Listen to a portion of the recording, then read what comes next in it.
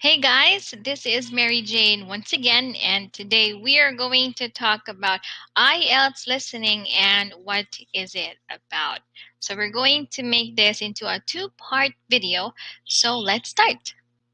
What to expect for the IELTS listening.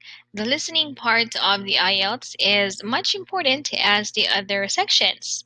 So we know some of you are probably having a hard time practicing the listening section and do not know how to start. So I would like to share to you some effective ways and tips of how you're going to listen, especially for the different sections. Hopefully, we're going to be able to improve your listening skills. All right, now we have here our IELTS listening time and question types. So the whole listening section takes about 30 minutes to complete. You will have your extra 10 minutes for you to be able to transfer your answers to your answer sheet. And yes, from the very beginning, you will hear the questions as well. But I think the IELTS have already removed the part one example. So the listening section will start right after the instructions. I think they've also removed, let's say, page number references from the test.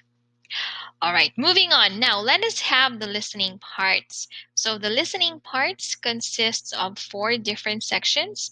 All you have to do is to read the questions in those sections and then give your best answers. The listening part may have a different variety of question types, such as multiple choice, you have matching, plan, map, diagram labeling, flowchart, summary, or sentence completion, and short answer questions. Now, what to expect in each part. So here are the descriptions for each part of the listening section. So first section would be the first part of the IELTS listening test is a conversation between two people. It is a day-to-day discussion, so make sure to follow the conversation and guess the right answers. Second part of the IELTS listening test is a monologue. In this part, you're going to listen to one person. So you should try to guess the right answers from the context, although being attentive to the speaker's voice and intonation could also be helpful. The third part of the IELTS listening test is a conversation. So this would be the communication between up to 4 people. So usually a group of students discussing their project with a teacher. Now, last but not the least, this is the final part of the listening section.